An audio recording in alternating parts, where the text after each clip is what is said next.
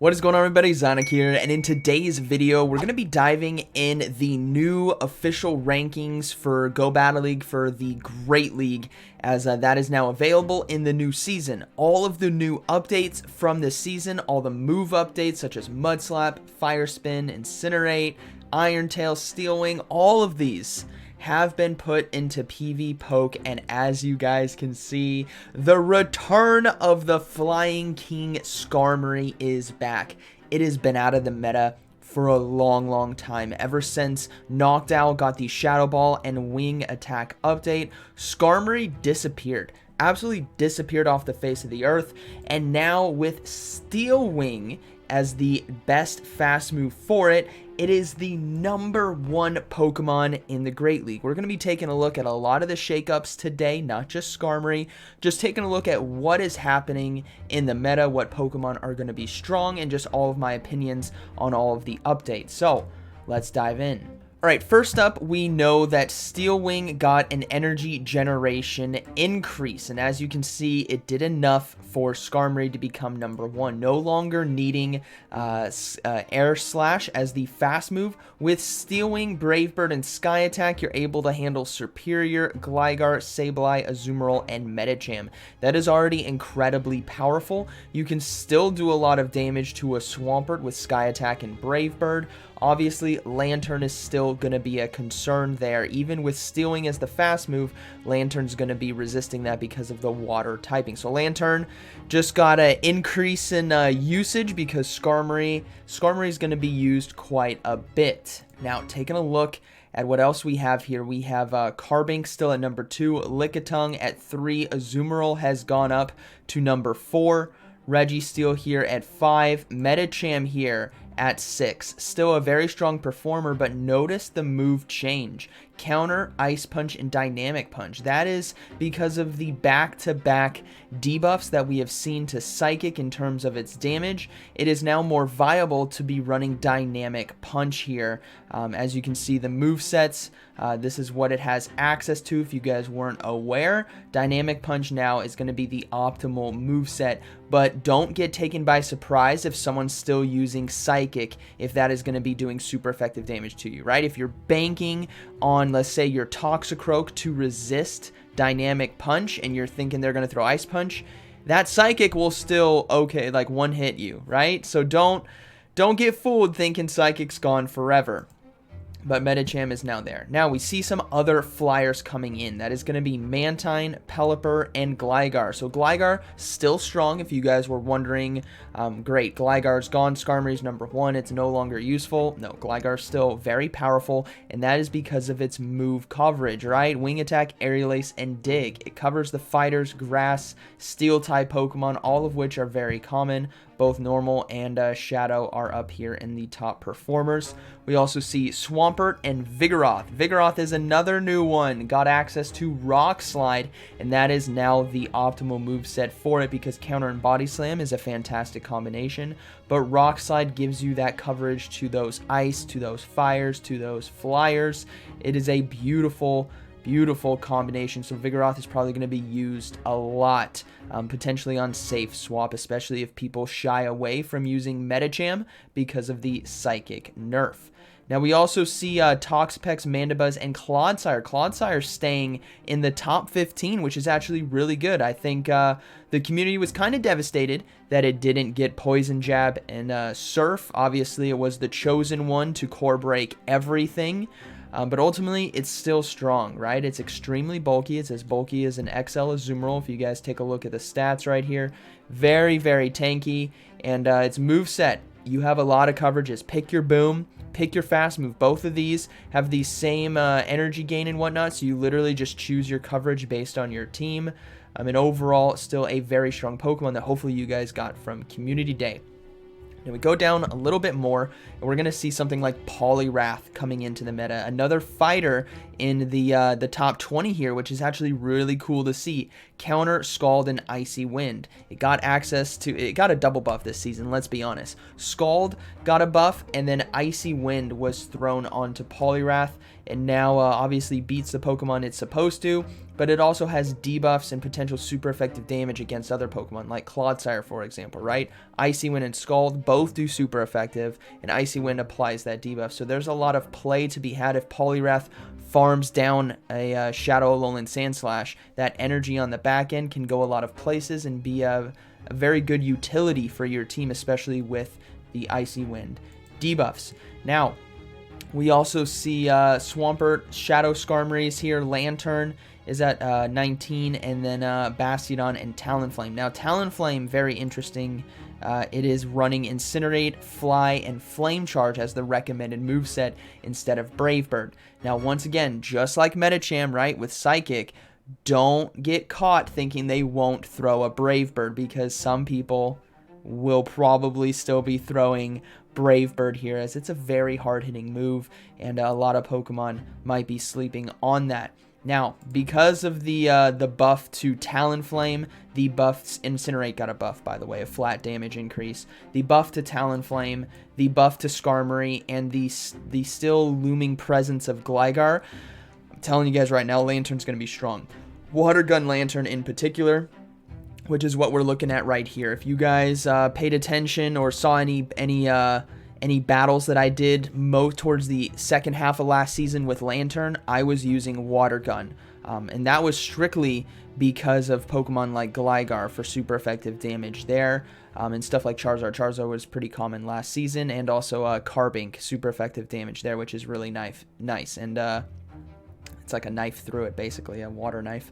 But yeah, it's still strong. You might be thinking, well, what about the mirror? The mirror's still somewhat close. Yes, you'll lose it because they have higher energy gain, but ultimately you pick up so much more. There's so much more to be gained with Water Gun, in my opinion. I think that's going to be the best Lantern moveset of this season. Now, we finally get to see Whiscash making it into top 30, both Shadow and Normal. This is going to be with the Scald buff, and if you guys remember, I talked about all these Pokemon going to be making their appearance in the meta. Some of them would, some of them wouldn't, but they would have the best shots. And Poliwrath, Talonflame, Whiscash, and Vigoroth were 4 of the 8 so far that I was calling out that would make it. Let's see if any others are up here. No, I didn't call Skarmory. Let's see. Yeah, Poliwrath. I said Poliwrath for Ultra League, but it proved me wrong here in the Great League. And we also see Whiscash right here. Golbat still strong. Dubwool. Superior got knocked down a bit. And that is obviously because of Skarmory. Poor Superior now. Just gets pretty hard covered by a Skarmory there. Guzzlord, I think, is going to be strong this season as well. If you guys have that, it's going to do pretty well against the anti-Skarmory meta. So something like Lantern, for example, a very strong counter to that. We see a few more fighters as we go down. Wigglytuff making it to 37. I thought it would be a bit higher, in all honesty. And then let's see where Frostlass is. That was the last one I remember off the top of my head. Let's see, Frostlass might be still a bit low. It's still wanting to run Avalanche, which makes, it honestly makes sense. Avalanche is a very hard-hitting move. But it could run Triple Axle, and I think there's going to be some potential play to that because the Triple Axle boost and farm down, I think, is going to have some nuance in some sets and potential on the back end. Now, in straight simulations, it may not be as good because you obviously have to take an advantage there. Let's see if Skarmory's in this one. No, we'll go ahead and just do a quick simulation against... We'll find Skarmory here. Skarmory. All right, we'll go battle this. I'm curious to see. So this is with Avalanche. Obviously, Steel Wing now doing super effective damage, so that's gonna hurt. Let's see what Triple Axle does. Nah, still kind of tough. Skarmory doesn't care. Just one shield and farm down. Oh, that's rough. Now Frostlass could potentially win if the opponent decides to throw energy or go for a Brave Bird, actually, which is pretty interesting. But yeah, I forgot about Steelwing. Steelwing, that's probably why Frostlass is down lower, is honestly because of Skarmory, unfortunately. So Frostlass got nerfed, basically, because Skarmory got buffed. But those are looking to be the rankings when it comes to some of the new Pokemon. A lot of them making it up in the meta. I'm curious to see how Mud Slappers, if there's any Mud Slappers. Mud Slap. Nothing up top, Gastrodon. Unfortunately, I know it's a fan favorite up there. A lot of people love Gastrodon.